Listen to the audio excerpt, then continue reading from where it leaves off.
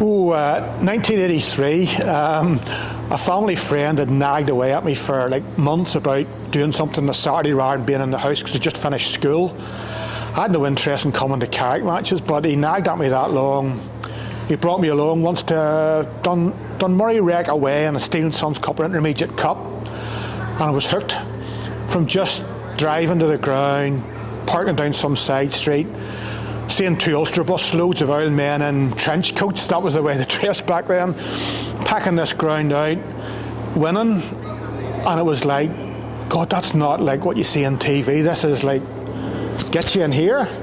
And that was me hooked. I can't say I've barely missed a game, but hardly would miss a game home or away since then. It's just part of your family. It's part of you, and you just can't help it anymore. It's the heart of the place, and there's because we're a small club, the majority of the fans are from the town. We don't have people travelling huge distances to get here.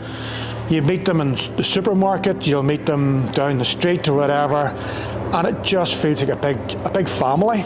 And I think even when you get talking to some of the players, which is something when you're in a small club you can do more often maybe in the bigger clubs, the majority of them will say that when they arrive here they're not sure what to expect, but they feel quite welcome here. They do feel as if they've bought into the club. They get on really well with the fans. Even when they're going through a difficult spell, we all have a wee bit of a grumble, but it's nothing over the top. You know, it really is. We're trying to support them to do the best they can for us, for the club, for the town and the rest of it, and it's quite personal. I think Irish League's never been better in terms of the product we offer. The standard of playing's improved, the grounds are gradually improving, and I know there's plans to do more stuff here at Carrick.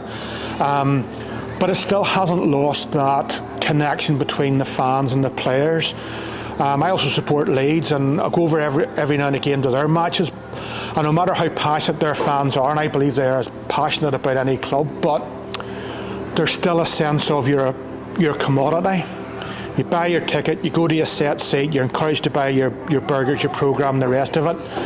And yes, you can cheer and roar and all the rest of it, but this local football we have here is something different, where at the end of a match I can gather at that wall down there and the players will come and you can shake their hands, you look them in the eye and you can say well done, and it still has that raw connection that we don't maybe have with the sanitised stuff you see across the water. Watching the players warming up, waving over to some of the players knowing who you are and waving back, having the game, hearing every tackle, every ball hit as clear as day, and at the end of the match, win, lose or draw, applauding the players off, shaking a few hands, saying cheerio to the boys, getting ready to do it all over again the next week.